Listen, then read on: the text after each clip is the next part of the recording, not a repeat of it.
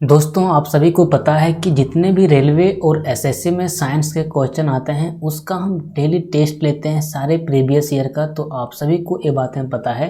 तो उसी के दरमियान में हम लोग आज तक 4 लेक्चर कर चुके हैं, 1, 2, 3, 4। उसको आप अगर नहीं देखे हैं तो आपको डिस्क्रिप्शन में उसका लिंक मिल जाएगा, वहाँ से आप देख सकते हैं। और आज हम लोग देखेंगे डेली साइंस टेस्ट का सीरीज नंबर 5। ठीक है, तो आइए सीधा क्वेश्चन की ओर बढ़ते हैं। क्वेश्चन नंबर 1 हम लोग देखने का प्रयास करें तो यहाँ पे क्वेश्चन नंबर 1 हम लोगों के पास है कि सूखा बालू चमकीला क्यों दिखाई देता है। तो इसका सही उत्तर होगा ऑप्शन नंबर 2, यानी कि इसका कारण परावर्तन है। परावर्तन को हम लोग इंग्लिश में बोलें तो इसे हम लोग इंग्लिश में बोलते हैं भैया रिफ्लेक्शन। क्या बोलते हैं इसको?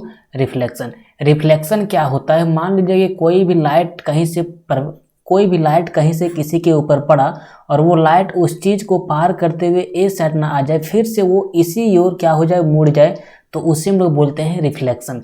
तो क्या बोल रहा है यहाँ पे कि सूखा बालू चमकीला क्यों दिखाई देता है? जब यहाँ पे बालू पर सूर्य का प्रकाश पड़ता है, कौन बालू पे? सूखा बालू पे। तो सूखा बालू सूर्य के प्रकाश को क्या करता है भैया? अवशोषित नहीं करता है। सूर्य का प्रकाश क्या, कोई भी प्रकाश हो, उससे ये अवशोषित नहीं करता है, उसे ये फिर से क्या करता है? रिफ्लेक्ट कर देता है, यानी कि उसी की ओर क्या करता है? मोड़ देता है। इसीलिए ये क्या होता है, इसका चमकीला दिखाई देने का कारण क्या है? इसका परावर्तन है। इसको आप सिंपल एग्जांपल में समझने का प्रयास करेंगे। अगर आप सैलून में गए होंगे तो वहाँ पे आप देखे होंगे सैलून में जो शीशा लगा हुआ होता है, या फिर जो आप घर में अपना फेस को देखते हैं, वो जो आईना होता है वो क्या करता है? वो लाइट को रिफ्लेक्ट करता है, इसीलिए वो क्या करता है भैया? इसीलिए वो चमकता है। तो इसका सीधा सा मतलब निकला कि इसका कारण परावर्तन है। ठीक है, अब बढ़ते हैं क्वेश्चन नंबर 2। ये सारे क्वेश्चन भैया एग्जाम में आया हुआ है तो आप किसी को छोड़ नहीं सकते हैं, सब वेरी वेरी इंपॉर्टेंट हैं। अब बढ़ते हैं क्वेश्चन नंबर 2 की ओर। क्वेश्चन नंबर 2 हम लोगों के पास है कि किसी स्वच्छ जल वाले तालाब की आभासी गहराई। आभासी को हम लोग देखो इंग्लिश में बोलते हैं वर्चुअल। एक सेकेंड, पहले मैं पेन चेंज करता हूँ। आभासी, एक सेकेंड। आभासी को अगर हम लोग बोलने का प्रयास करें तो हम लोग इसे बोलते हैं भैया इंग्लिश में वर्चुअल। आभासी का मतलब रियल चीज़ नहीं, जो रियल नहीं हो उसको हम लोग बोलेंगे आभासी। जैसे आपको बोलेगा कि नदी में आपका फेस दिख रहा है, तो फेस आपका आभासी चित्र वो दिख रहा है, आपका रियल फेस नहीं दिख रहा। आप जो रियल हैं वो आपका नीचे में नदी में नहीं दिख रहा है। तो आभासी का मतलब आपको हमेशा ये ध्यान रखना है कि ये रियल चीज़ नहीं है, ये क्या है भैया? ये डुप्लीकेट चीज़ है। तो किसी स्वच्छ जल वाले तालाब की आभासी गहराई वास्तविक गहराई से कम दिखती है, तो इसका क्या कारण है? तो इसका कारण है भैया अपवर्तन। क्या कारण है मेरे दोस्त? अपवर्तन। अपवर्तन को हम लोग इंग्लिश में बोलने का प्रयास करें तो इसे हम लोग बोलते हैं रिफ्रैक्शन। क्या बोलते हैं मेरे दोस्त? इसे हम लोग बोलते हैं रिफ्रैक्शन। रिफ्रैक्शन के वजह से क्या होता है, किसी भी तालाब में जो आभासी गहराई होती है वो वास्तविक गहराई से कम दिखती है।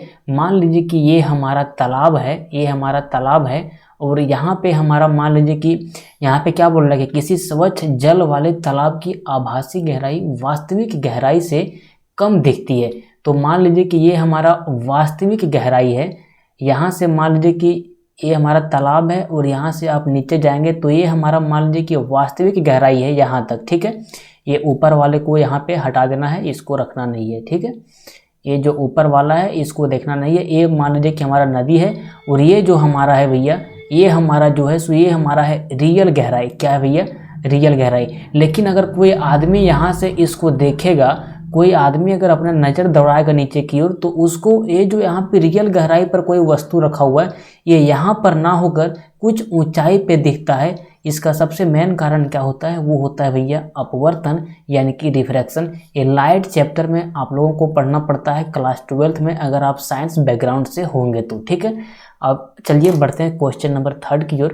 क्वेश्चन नंबर 3 हम लोगों के पास है कि किस गुणधर्म के कारण पानी से भरे बर्तन में डुबाई गई छड़ी मुड़ी हुई प्रतीत होती है? अभी आपको बताएं कि अपवर्तन के वजह से, किसकी वजह से? अपवर्तन के वजह से किसी भी वस्तु का जो वास्तविक गहराई होता है वो वास्तविक गहराई उसका आभासी वास्तविक गहराई से जो उसका आभासी गहराई होता है वो कम होता है, मतलब ऊपर थोड़ा सा दिखता है। अब उसी के दरम्यान में देखिए अगला क्वेश्चन यहाँ पे दे दिया है अपवर्तन से रिलेटेड ही, कि किस गुणधर्म के कारण पानी से भरे बर्तन में डुबाई गई छड़ी मुड़ी हुई प्रतीत होती है। मान लीजिए कि ये हमारा जल है, ठीक है, ये हमारा जल है, पानी है। अब इस पानी में कोई छड़ी को अगर मान लीजिए कि डुबाया हुआ है, ये छड़ी इसमें डुबाया हुआ है, ये मान लीजिए, तो ये छड़ी आपको यहाँ पे इस तरह से दिख रहा है सीधा, लेकिन अगर आप इसको ऊपर से देखोगे, इसको आप ऊपर से देखोगे तो अपवर्तन की वजह से ये छड़ी थोड़ा सा मुड़ा हुआ दिखाई देगा, ऐसे आपको दिखाई देगा। इसका सबसे मेन कारण क्या है? पानी, देखिए सबसे पहले आप इसको देखिए, पानी के अंदर का जो ये पार्ट है इधर का, और पानी के ऊपर का जो ये पार्ट है इधर का, ये पार्ट यहाँ पे आप देखोगे तो ऊपर का पार्ट हमारा है विरल, ऊपर का पार्ट हमारा क्या भैया? विरल है, और नीचे का पार्ट जो हमारा है वो है भैया हमारा डेंसर, यानी कि सघन। डेंसर का मतलब होता है सघन, कहीं कहीं आपको इंग्लिश समझना पड़ेगा, सघन। तो जब सूर्य का प्रकाश या कोई भी प्रकाश ऊपर से मतलब विरल माध्यम से सघन माध्यम में प्रवेश करता है तो क्या करता है, ये मान लीजिए कि हमारा विरल माध्यम है, ये हमारा सघन माध्यम है, तो विरल से जब ये सघन माध्यम में प्रवेश करता है तो ये क्या करता है, ये सघन मतलब ये क्या करता है, ये जो लंब होता है, इसका जो अभिलंब होता है उससे थोड़ा सा लेफ्ट की ओर मुड़ जाता है। किधर मुड़ जाता है भैया? लेफ्ट की ओर मुड़ जाता है। तो अगर कोई वस्तु सीधा है और वो अगर थोड़ा सा भी लेफ्ट की ओर मुड़ जाए तो वस्तु तो हमको टेढ़ा दिखना एकदम कंफर्म है। तो वही बोल रहा है कि किस गुणधर्म के कारण पानी से भरे बर्तन में डुबाई गई छड़ी मुड़ी हुई प्रतीत होती है, तो उसका सीधा कारण है भैया अपवर्तन। क्या है? अपवर्तन। अपवर्तन से आप दो चीज़ याद रखें कि कोई भी वस्तु का जो रियल गहराई होता है उससे थोड़ा सा ऊपर ही हम लोग को उसका आभासी गहराई दिखता है, और कोई भी चीज़ हम लोग को मुड़ा हुआ इसलिए प्रतीत होता है पानी के अंदर क्योंकि वहाँ भी हमारा अपवर्तन होता है। अब ये काम होता क्यों है? तो ये काम होने का कारण ये है कि जब प्रकाश विरल माध्यम से सघन माध्यम में प्रवेश करती है तो वो अभिलंब से थोड़ा सा बायां ओर मूव कर जाती है, मतलब कि अपने ओर आकर्षित कर लेती है, और इसी कारण से थोड़ा सा बायां मुड़ने के कारण से ये हम लोगों को टेढ़ा दिखाई देता है। ठीक है, अब बढ़ते हैं क्वेश्चन नंबर 4। क्वेश्चन नंबर 4 है मेरे दोस्त कि किसी पात्र में द्रव की किसी मात्रा की आभासी गहराई 15 सेंटीमीटर है, यदि इसकी वास्तविक गहराई 20 सेंटीमीटर हो तब द्रव का अपवर्तनांक क्या होगा। देखो, अपवर्तनांक को हम लोग इंग्लिश में बोलते हैं रिफ्रैक्टिव इंडेक्स। यहाँ पे बहुत सारे यूजर ऐसे रहते हैं जो इंग्लिश मीडियम से रहते हैं, तो उसको बताना आवश्यक है। अपवर्तनांक को हम लोग इंग्लिश में बोलते हैं भैया हम लोग रिफ्रैक्टिव इंडेक्स। अब रिफ्रैक्टिव इंडेक्स को अगर हम लोग को निकालने के लिए दे दिया जाए तो इसका एक फार्मूला होता है। इसका फार्मूला क्या होता है भैया? वास्तविक गहराई, क्या? वास्तविक गहराई डिवाइड कर देंगे इसको अगर हम लोग आभासी गहराई से। किससे भैया? इसको अगर हम लोग डिवाइड कर देंगे आभासी गहराई से तो यहाँ से हमारा निकल जाता है अपवर्तनांक यानी कि रिफ्रैक्टिव इंडेक्स। ठीक है, यहाँ से हम लोग का निकलेगा अपवर्तनांक। यहाँ पे अपवर्तनांक हम लोग लिख देते हैं। अब देखिए, ये फार्मूला का अगर हम लोग इस्तेमाल करेंगे, ये जो फार्मूला है अपवर्तनांक निकालने का, वास्तविक गहराई बटा आभासी गहराई, तो यहाँ पे आप देखिएगा, यहाँ पे तो वास्तविक गहराई हम लोग का दिया हुआ है भैया 20 सेंटीमीटर। कितना दिया हुआ है? 20 सेंटीमीटर। और यहाँ पे हम लोग को दिया हुआ है आभासी गहराई 15 सेंटीमीटर। तो ये दोनों को फार्मूला में बैठाओ, 20 सेंटीमीटर ऊपर हम लोग का रहेगा और 15 सेंटीमीटर नीचे रहेगा।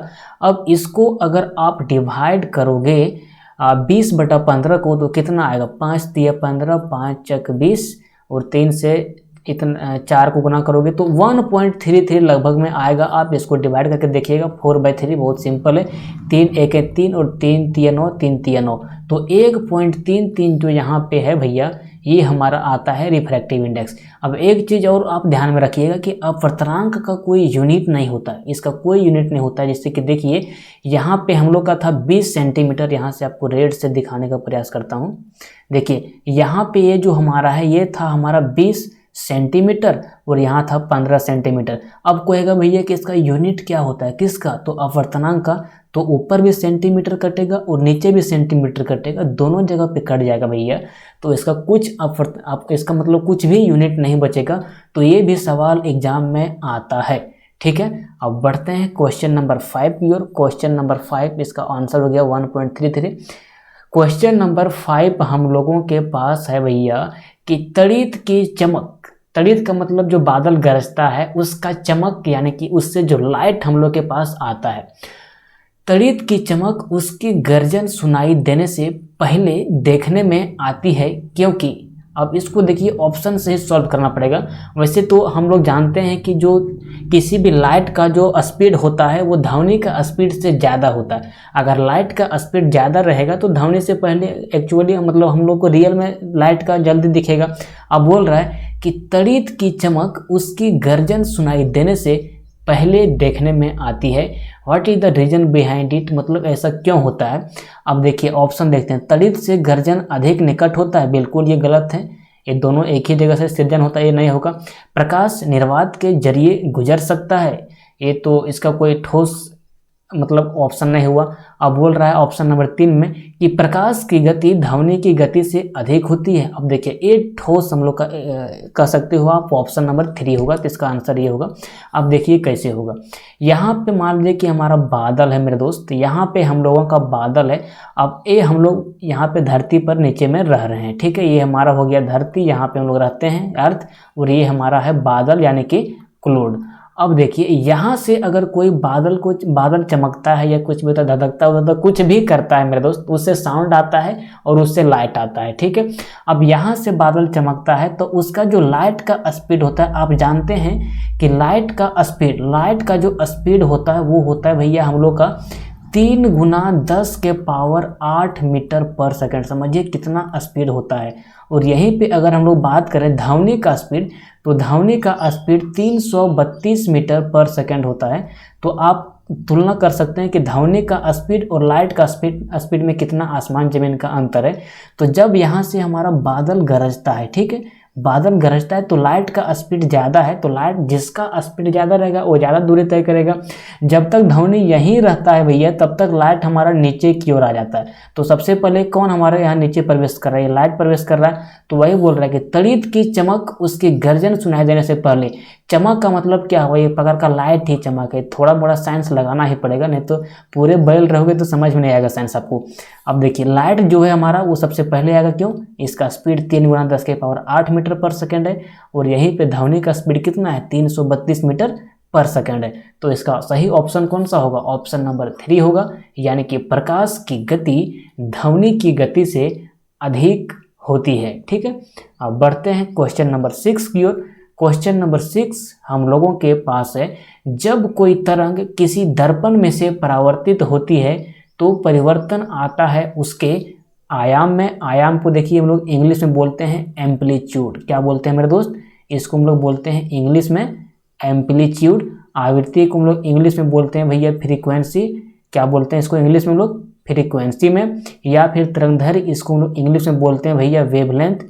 क्या बोलते हैं इसको इंग्लिश में, इसको बोलते हैं हम लोग वेवलेंथ। और वेग को बोलते हैं वेलोसिटी में। तो इसको बिना कुछ कॉन्सेप्ट को याद किए आप सीधा याद रखिए कि जब कोई तरंग किसी दर्पण में से परावर्तित होती है, ये मान लीजिए कि हमारा दर्पण है, ये हमारा दर्पण है और इधर से कोई तरंग आके फिर से यहाँ से रिफ्लेक्ट कर रहा है। क्या भैया, हमारा ये तरंग फिर से रिफ्लेक्ट कर रहा है, तो इसमें कुछ भी चेंज नहीं होगा। इसमें ना ही आवृत्ति चेंज होगा, ना ही तरंगदैर्घ्य चेंज होगा और ना ही वेग चेंज होगा। इसमें चेंज होगा तो होगा क्या होगा, आयाम होगा। क्या होगा भैया, एम्पलीट्यूड। एम्पलीट्यूड क्या होता है सो आप समझने का प्रयास कीजिए। इसको आप एग्जाम्पल डेफिनेशन से बेस्ट आप समझोगे इसको एग्जाम्पल से। मान लीजिए कि ये जो हमारा है, ये हमारा एक ग्राफ है ऐसे, और इसके ऊपर ऐसे ऐसे ऐसे ऐसे ऐसे ऐसे तरंग हमारा बढ़ रहा है। तो ये नीचे से जो ये मैक्सिमम ऊंचाई है, नीचे से ये हॉरिजॉन्टल से जो मैक्सिमम ऊंचाई तक जा रहा है तरंग, जितना ऊंचा इसका कैपेसिटी जाने का है, इसी को हम लोग बोलते हैं आयाम यानी कि एम्पलीट्यूड। क्या बोलते हैं मेरे दोस्त, एम्पलीट्यूड बोलते हैं। तो इसका सही उत्तर होगा ऑप्शन नंबर 1 यानी कि आयाम, ठीक है। अब बढ़ते हैं क्वेश्चन नंबर 7। क्वेश्चन नंबर 7 हमारा है, हीरे रात में क्यों चमकते हैं। हीरा को भैया इंग्लिश में हम लोग बोलते हैं डायमंड। क्या बोलते हैं भैया, इसको हम लोग बोलते हैं इंग्लिश में डायमंड। क्या बोलते हैं इसको इंग्लिश में हम लोग, डायमंड।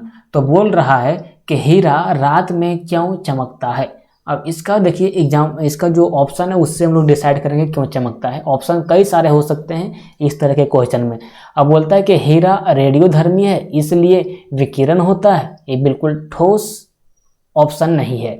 उच्च अपवर्तनांक के कारण प्रकाश की किरणें आंतरिक रूप से परावर्तित होती है। आप लोग बचपन से पढ़ते हुए आ रहे हैं, हीरा इसलिए चमकता है क्योंकि उसके अंदर जो प्रकाश होता है वो टोटल इंटरनल रिफ्लेक्शन करता है, मतलब अंदरे अंदरे अंदरे अंदरे उसमें क्या करता है, प्रकाश रिफ्लेक्ट करता है। इधर से प्रकाश इधर आया तो इधर चला गया, उधर से इधर आया तो इधर चला गया।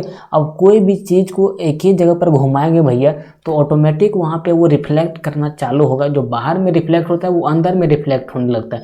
अब अंदर में रिफ्लेक्ट होने के वजह से, और इसका एक कारण और है, इसका जो अपवर्तनांक होता है ए भी ज़्यादा होता है। इसका अपवर्तनांक का बात करें तो 2.42 होता है किसका, हीरा का अपवर्तनांक। इसका दोनों कारण हो जाएगा, उच्च अपवर्तनांक और इसमें टोटल इंटरनल रिफ्लेक्शन। क्या होता है, टोटल इंटरनल रिफ्लेक्शन। इस दोनों की वजह से हीरा क्या होता है, रात में चमकता है। रात में बोले या दिन में बोले या कभी भी बोले, इसका ऑप्शन नंबर 2 ही सही उत्तर होगा। उच्च अपवर्तनांक के कारण प्रकाश की किरणें आंतरिक रूप से क्या होती है, परावर्तित होती है। ठीक है, अब बढ़ते हैं क्वेश्चन नंबर 8 की ओर। क्वेश्चन नंबर 8 है कि किसी कंपनी मतलब कंपनिक प्रिंट का मतलब क्या हुआ, वाइब्रेटेड वस्तु। वाइब्रेटेड कंपनी को हम लोग इंग्लिश में बोलते हैं भैया वाइब्रेटेड। अरे भाई साहब, मोबाइल में जो वाइब्रेशन होता है वही वाइब्रेशन से वर्ड बना है वाइब्रेटेड, तो इसको थोड़ा सा ध्यान में रखना है कि किसी कंपनी पिंड के अपनी माध्य स्थिति से अधिकतम विस्थापन को क्या कहा जाता है। ये इसको समझने का प्रयास कीजिए। ये हमारा सीधा लाइन है और इस लाइन में जब कोई ग्राफ चलता है, जब कोई पिंड को मतलब कंपन करता है तो एक बारी भैया जाता है ऊपर, फिर आता है नीचे, फिर जाएगा ऊपर, फिर आएगा नीचे, फिर जाएगा ऊपर, फिर आएगा नीचे। अब बोल रहा है कि इसमें माध्य स्थिति से, माध्य स्थिति कौन है, इसका जो बीच वाला ये पार्ट दिख रहा है ना, ये इसका माध्य स्थिति है। ये जो आप देख रहे हैं ये इसका क्या है, माध्य स्थिति है। अब यहाँ से बोल रहा है कि अपने माध्य स्थिति से अधिकतम विस्थापन को, अब देखिए इसका विस्थापन यहाँ ये है, यहाँ ये है, यहाँ ये है, यहाँ है, यहाँ है, यहाँ। अब यहाँ जैसे ऊपर आता है ये इसका हो जाता है मैक्सिमम विस्थापन, और यही विस्थापन को हम लोग बोलते हैं, यही विस्थापन को हम लोग क्या बोलते हैं भैया, आयाम बोलते हैं, यानी कि एम्पलीट्यूड बोलते हैं। क्या बोलते हैं मेरे दोस्त, एम्पलीट्यूड बोलते हैं। तो इसको सिंपल आप याद रखेंगे, इसको एम्पलीट्यूड बोलेंगे। किसी कंपनिक पिंड के अपनी माध्य स्थिति से अधिकतम विस्थापन को यानी कि मैक्सिमम डिस्प्लेसमेंट को क्या कहा जाता है, तो वो कहा जाता है आयाम, यानी कि एम्पलीट्यूड कहा जाता है। अब यहाँ पे आप 11 और 12th में कर रहे हो कि आपको डिटेल में इसका कॉन्सेप्ट बताया जाए। डिटेल में जब तक आप कॉन्सेप्ट सीखेंगे तब तक आपका मैथ, इंग्लिश, रीजनिंग सब खत्म हो जाएगा। इसलिए सिंपल भाषा में समझने का प्रयास करो कि किस तरह से एम्पलीट्यूड को हम कहाँ से कहाँ देखें, ताकि हमको ईजिली समझ में आ जाए और पूरा कॉन्सेप्ट बिना जाने हुए। अब बढ़ते हैं क्वेश्चन नंबर 9 की ओर। क्वेश्चन नंबर 9 है मेरे दोस्त कि समूह ब्लैंक स्थान में अक्रिय गैस होता है। देखिए अक्रिय गैस को हम लोग इंग्लिश में बोलने का प्रयास करें तो ऐसे में बोलते हैं नोबल गैस। क्या बोलते हैं मेरे दोस्त, इसे बोलते हैं नोबल गैस। तो देखिए इसका सीधा आप देखिए, साइंटिस्ट लोग जो चीज़ बोल दिया है वो होगा, आप जो साइंटिस्ट लोग इस पर रिसर्च किया।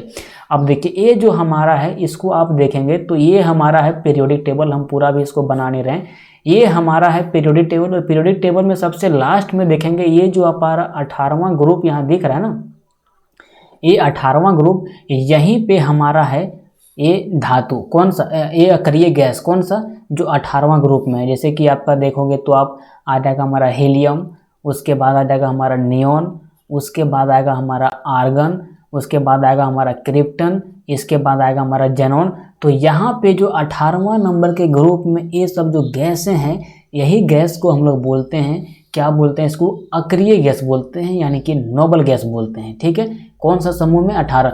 देखिए ग्रुप का हिंदी होता है भैया समूह, और इसको, और ये जो आपका ऐसे ऐसे दिख रहा है ना, ये जो आपको ऐसे ऐसे दिखेगा इसको हम लोग बोलते हैं ग्रुप। और यही चीज़ अगर आपको ऐसे दिखना स्टार्ट हो तो इसको हम लोग बोलते हैं आवर्त। आवर्त टोटल देखिए होता है 7, इसको आप थोड़ा सा ध्यान में रखिए। अगर आपको पीरियोडिक टेबल में पूछा जाए कि आवर्त कितने होते हैं तो आवर्त होता है भैया 7। आवर्त को हम लोग देखिए इंग्लिश में बोलते हैं पीरियड। क्या बोलते हैं मेरे दोस्त? इसको बोलते हैं पीरियड। और यहीं से अगर आपको पूछ दिया जाए कि समूह कितने होते हैं, समूह, क्या भैया मेरे, समूह, समूह को इंग्लिश में लोग बोलते हैं क्या, ग्रुप। तो आप बोलोगे कि ग्रुप होता है टोटल 18। अब इसको आद कैसे रखोगे? देखिए आवर्त यहाँ पे है ना, ये आवर्त को हम लोग इंग्लिश में बोलते हैं पीरियड। क्या बोलते हैं भैया? इसको हम लोग बोलते हैं इंग्लिश में, इसको पीरियड बोलते हैं। अब देखिए पीरियड से आपको आद रखना है आपको। पीरियड देखिए महिलाओं को होता है पीरियड। क्या होता है भैया?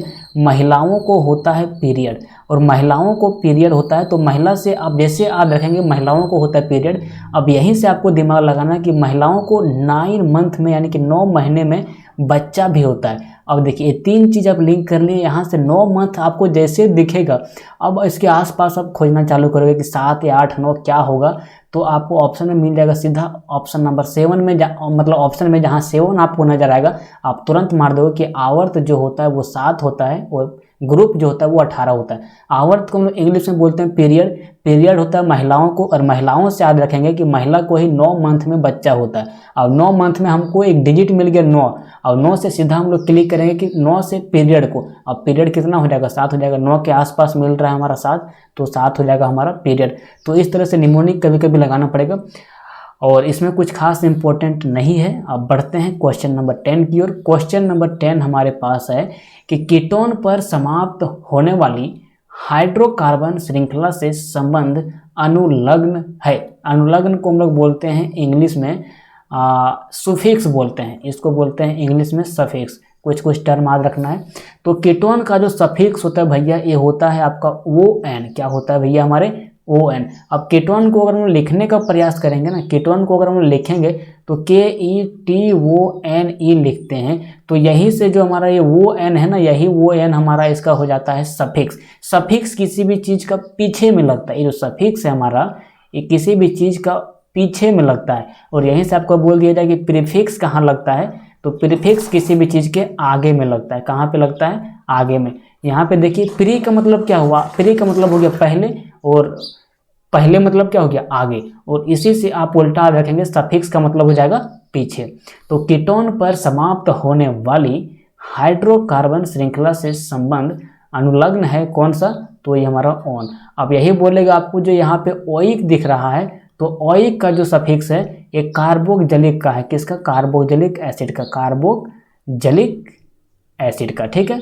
कार्बोक्जिलिक एसिड का ये प्रीफिक्स है, कौन सा? ओइक, ठीक है। और ये जो आपको ऑल दिख रहा है ये आपका अल्कोहल का है। किसका है भैया? अल्कोहल का।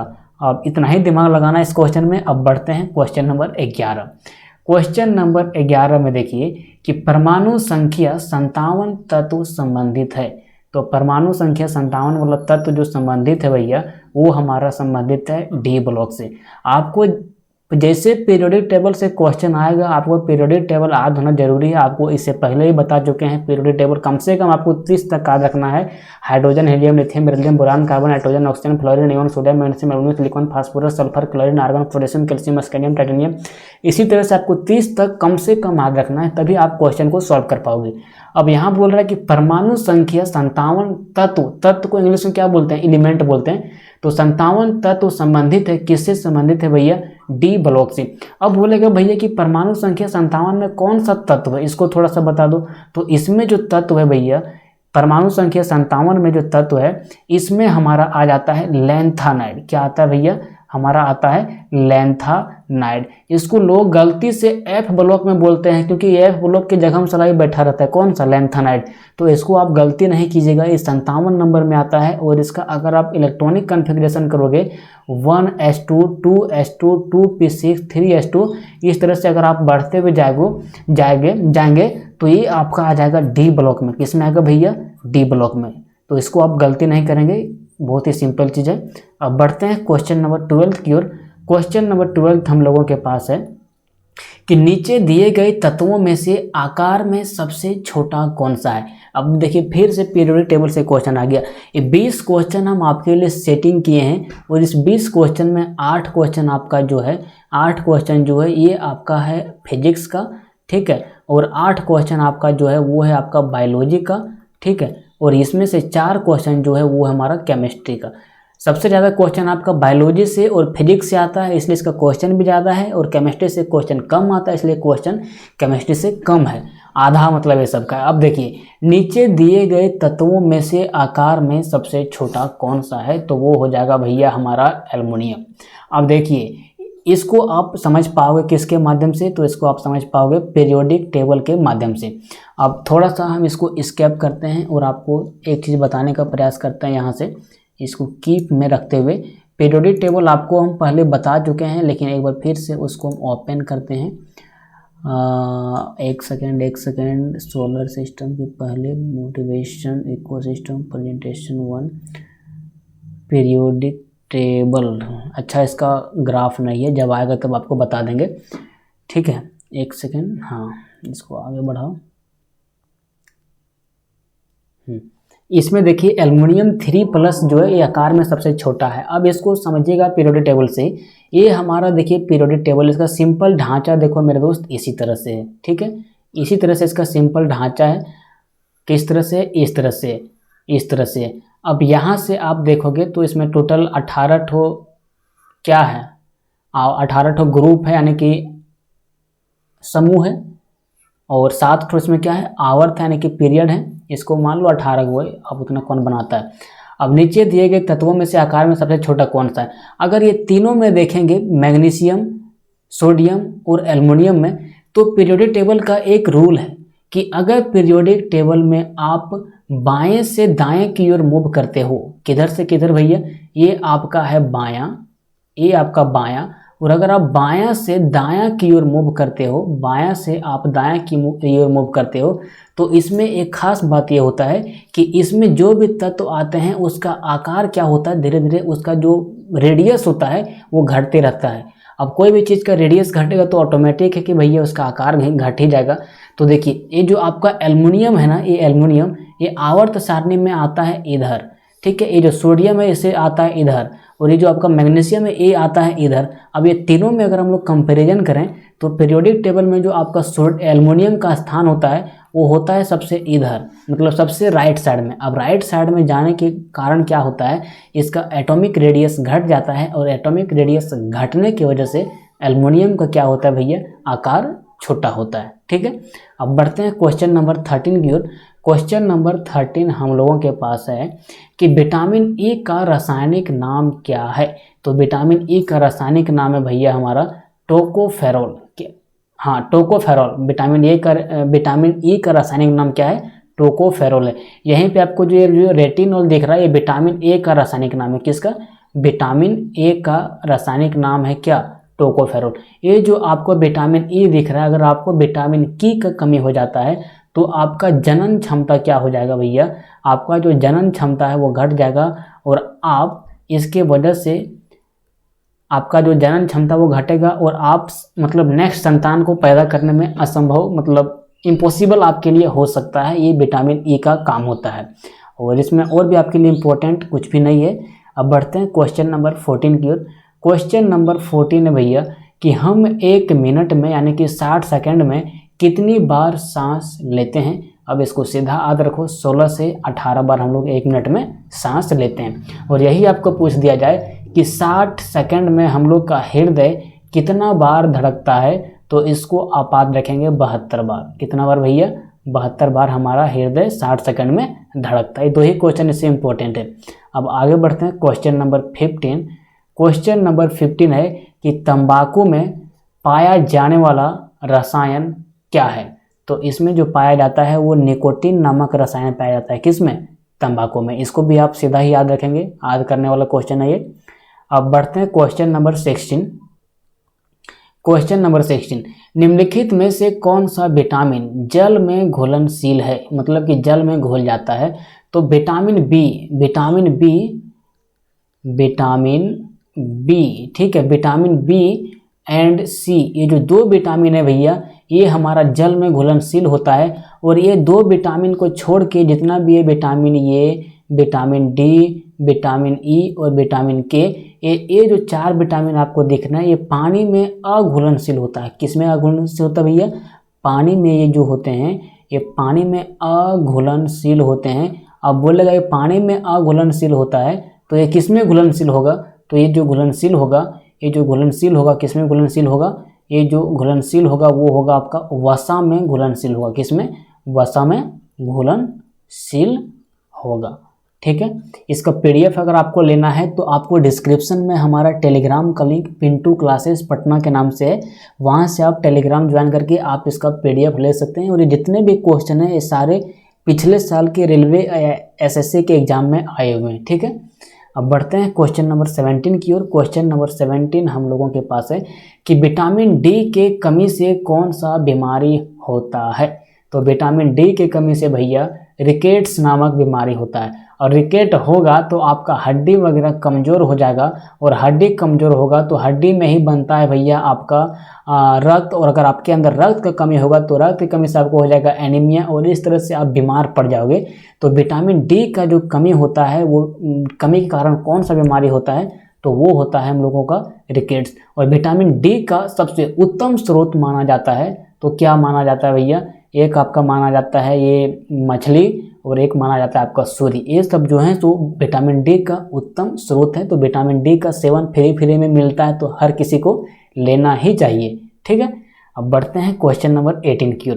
क्वेश्चन नंबर 18 हम लोगों के पास है कि टिबिया फेबुला नामक हड्डी, टिबिया फेबुला नामक हड्डी इनमें से किस में पाई जाती है। अब इसको सीधा याद रखिए कि टांग में मतलब टेंगरी में यानी कि पैर में टिबिया फेबुला नामक हड्डी पाई जाती है। इसमें कोई कॉन्सेप्ट नहीं लगाना है, सीधा याद रखना है।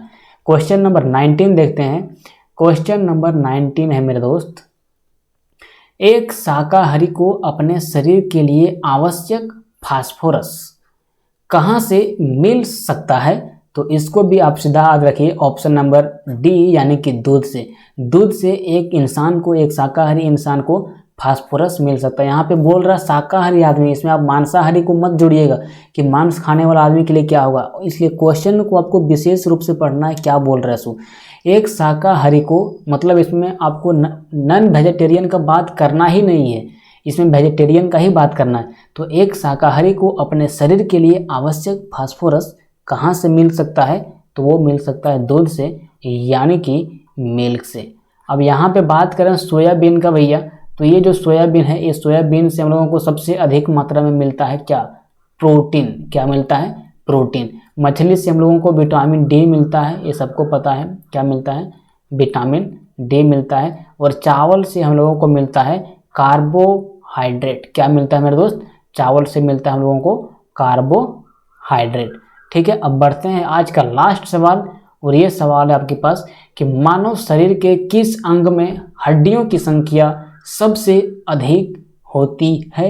तो इसका सही उत्तर होगा ऑप्शन नंबर 1 यानी कि अंगुलियां, यानी कि इसको हम लोग इंग्लिश में बोलने का प्रयास करें तो फिंगर। फिंगर में सबसे अधिक हड्डियां पाया जाता है, इसको भी आप सीधा कॉन्सेप्ट से याद रखेंगे।